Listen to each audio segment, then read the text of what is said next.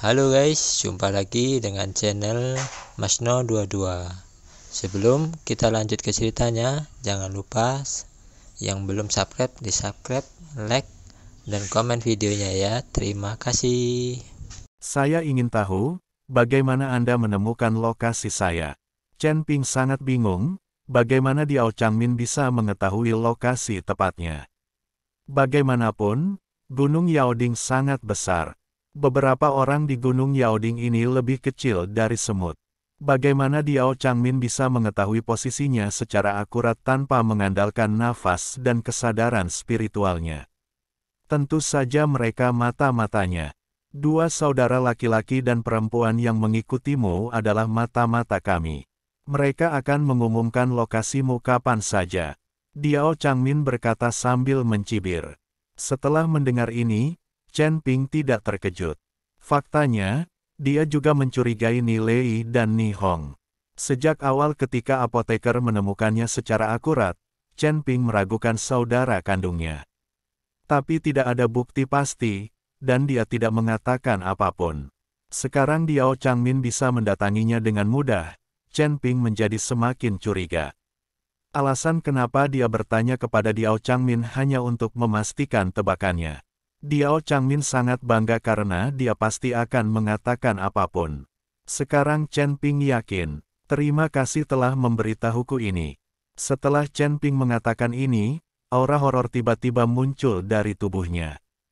Tubuhnya terbungkus dalam tubuh emas yang tidak bisa dihancurkan, memancarkan cahaya keemasan yang menyilaukan. Tidak ada gunanya. Tidak peduli berapa banyak metode yang kamu miliki, kamu pasti akan mati hari ini. Diao Changmin mendengus dingin, lalu berteriak, bunuh dia. Lebih dari selusin apoteker meledak dengan seluruh kekuatan mereka dan menyerang ke arahnya. Mereka masing-masing menggunakan gerakan terkuat mereka. Untuk sesaat, langit dan bumi berguncang, dan angkasa menderu. Chen Ping langsung diselimuti aura yang tak terhitung jumlahnya, dan seluruh dirinya menghilang. Ketika Diao Changmin melihat ini, dia mencibir. Dengan begitu banyak orang yang menyerang bersama dan memukul Chen Ping pasti sudah musnah sejak lama. Ledakan, suara keras tiba-tiba terdengar, dan kemudian apoteker yang paling dekat dengan Chen Ping berteriak dan terbang mundur. Apa? Diao Changmin tercengang. Kemudian dia melihat api membubung ke langit, diikuti dengan auman naga, dan seekor naga emas muncul di tubuh Chen Ping. Seluruh tubuh naga emas itu terbakar api, dan aura menakutkan membuat semua orang tercengang. Naga emas itu meraung, api yang sangat besar menuju ke arah apoteker itu. Kemanapun naga emas itu lewat, apoteker itu langsung tersingkir, dan beberapa apoteker berkekuatan rendah langsung dicabik-cabik oleh naga emas. Dalam sekejap, selusin apoteker yang dibawa oleh Diao Changmin kehilangan kekuatan bertarungnya. Bahkan beberapa dari mereka masih hidup dan nyaris tidak hidup. Wajah Diao Changmin penuh ketidakpercayaan. Dia tidak percaya bahwa Chen Ping hanya berada di alam kesengsaraan tingkat 6. Bagaimana dia bisa memiliki kemampuan seperti itu? Anda harus tahu bahwa para elit yang dia bawa bersamanya semuanya adalah para elit dari keluarga Diao, dan mereka semua berada di alam kesengsaraan tingkat 8. Peringkat, kelas 9. Secara logika, akan mudah bagi orang-orang ini untuk membunuh Chen Ping, tetapi sekarang menjadi seperti ini. Ping menyembunyikan kekuatannya. Dia bukan biksu kelas 6 di alam kesengsaraan. Tapi alam Mahayana muda seperti itu jarang terjadi di seluruh dunia surga dan umat manusia. Chen Ping berdiri di tempat dengan tubuh emas bersinar. Masih bersinar dengan cahaya. Naga emas itu melayang di atas Chen Ping, mengaum dari waktu ke waktu. Melihat naga emas di atas Chen Ping, kaki Diao Changmin menjadi lemah dan dia hampir terjatuh tanah. Apa kekuatannya? Diao Changmin bertanya dengan keras. Meskipun Diao Changmin berada di alam Mahayana, Chen Ping memusnahkan semua elit keluarga Diao mereka segera setelah Chen Ping mengambil tindakan. Diao Changmin juga sangat ketakutan saat ini. Tidak bisakah kamu melihat itu? saya baru saja melewati kesengsaraan. Hanya tingkat ke-6. Chen Ping tersenyum ringan. Tidak mungkin, sama sekali tidak mungkin. Jika Anda hanya berada di alam kesengsaraan tingkat 6, bagaimana Anda bisa memiliki kekuatan seperti itu? Diao Changmin sama sekali tidak mempercayai apa yang dikatakan Chen Ping. Seorang biksu muda di alam kesengsaraan tingkat 6 telah melumpuhkan selusin apoteker di alam kesengsaraan tingkat 8 atau 9. Percaya atau tidak, tapi tidak mungkin kamu meninggalkan tempat ini hidup-hidup hari ini. Setelah Chen Ping selesai berbicara, naga emas di atas kepalanya meraung dan menuju ke arah Diao Changmin. Diao Changmin sangat ketakutan sehingga dia tidak berani melawan lagi. Melihat Chen Ping hendak mengambil tindakan, dia berbalik dan lari. Dia hanya ingin menyelamatkan nyawanya dan tidak peduli sama sekali dengan wajah. Akan sangat memalukan jika seseorang melihat seorang guru di alam Mahayana dikejar oleh biksu kelas 6 di alam kesengsaraan. Diao Changmin tidak peduli lagi dan melarikan diri dengan putus asa. Lingkaran perisai yang dia buat juga dilepaskan olehnya saat ini. Tuan. Tepat ketika Diao Changmin berbalik dan melarikan diri, apoteker Parubaya yang ditinggalkan untuk menyempurnakan pil detoksifikasi tiba bersama orang-orangnya. Melihat orang-orangnya datang, Diao Changmin berteriak dengan cemas, hentikan dia untukku. Apoteker Parubaya itu memimpin orang-orang, melompat, dan langsung menuju ke Chen Ping. Diao Changmin diam-diam merasa lega. Selama seseorang menghentikan Chen Ping, dia bisa melarikan diri. Tetapi ketika apoteker Parubaya memimpin orang-orang bergegas menuju Chen Ping tiba-tiba mengayunkan pedang pembunuh naga di tangannya. Langit penuh cahaya pedang menutupi langit dan matahari. Apoteker Parubaya dan lainnya langsung ditembus oleh cahaya pedang di langit, dan lubang darah yang tak terhitung jumlahnya muncul di tubuh mereka. Saat Diao Changmin melihat ini, kakinya tiba-tiba melunak dan dia langsung jatuh ke tanah. Pedang pembunuh naga di tangan Chen Ping diarahkan ke Diao Changmin, matanya penuh dengan niat membunuh. Jangan bunuh aku. Selama kamu tidak membunuhku, aku akan mendengarkanmu dalam segala hal. Aku bisa mengungkap Su Tianzuo.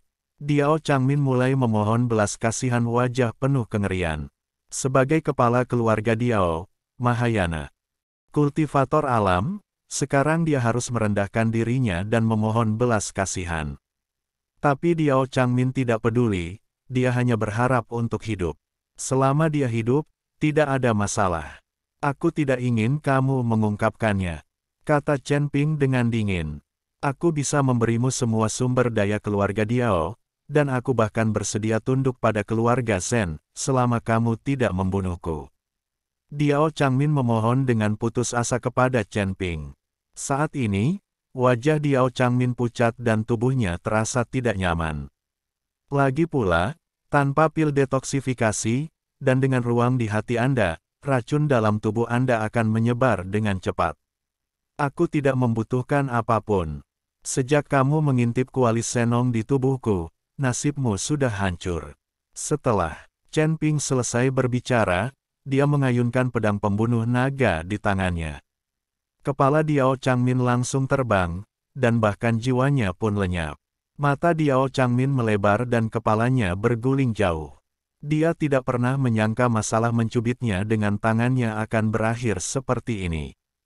Jika dia mengetahuinya, bahkan jika dia terbunuh, dia tidak akan bisa membawa orang untuk merampok Chen Ping secara pribadi. Sudah terlambat untuk menyesal sekarang. Tidak ada obat penyesalan di dunia.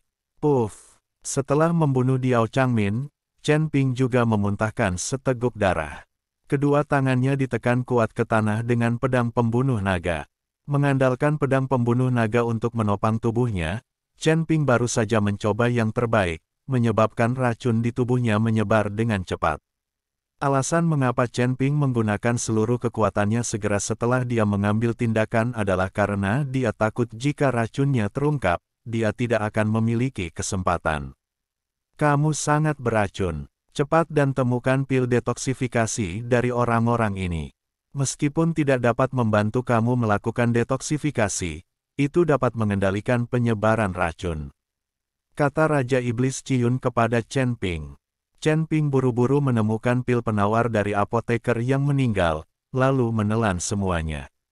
Setelah meminum pil detoksifikasi, tubuh Chen Ping akhirnya memperoleh kekuatan. Meskipun Chen Ping tidak bisa menahan diri ketika seseorang mencegatnya, dia tetap tidak kesulitan berjalan.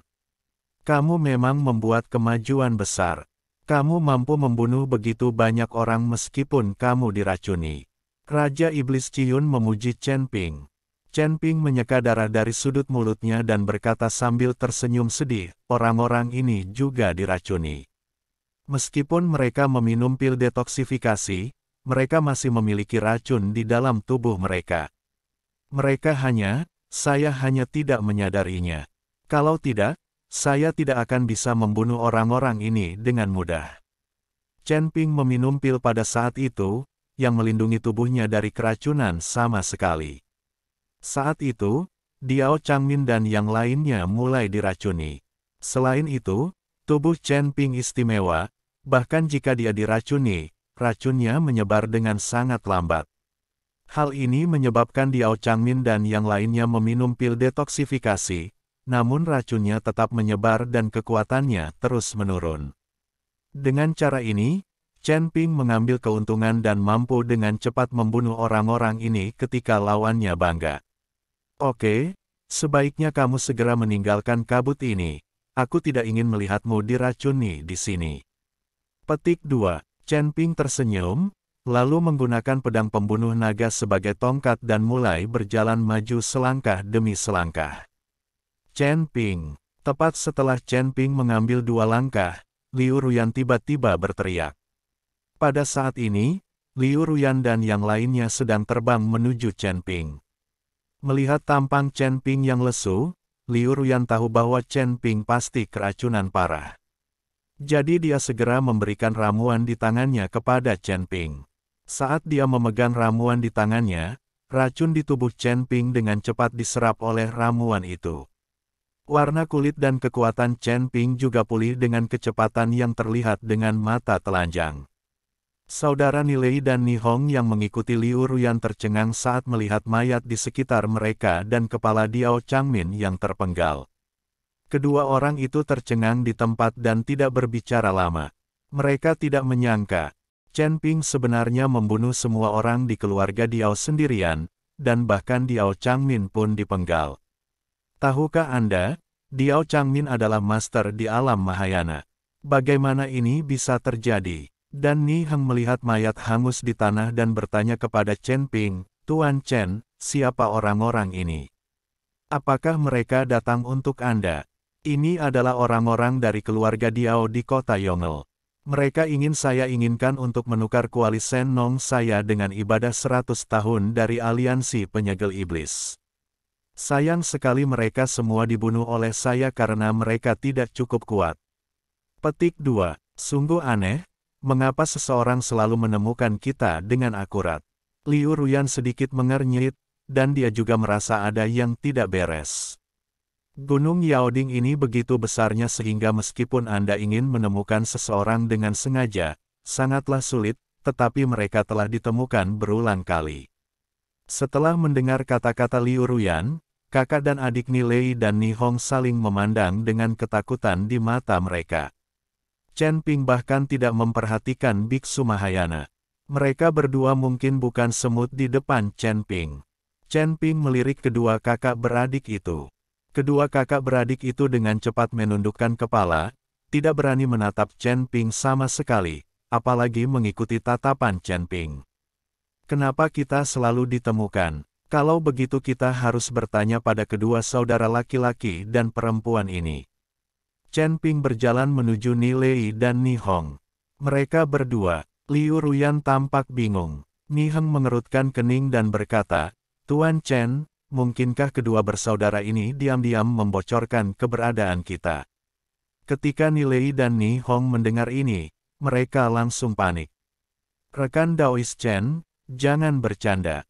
Bagaimana kami bisa membocorkan keberadaan kami? Selain itu, kami selalu bersama. Nilei buru-buru tersenyum dan berkata, ya, Kami tidak akan pernah melakukan hal seperti itu. Jika Anda menganggap kami adalah beban, katakan saja. Mengapa Anda harus menuduh kami dengan tidak adil? Begitu, Nihong membuka mulutnya, dia menamparkan label moral padanya lagi.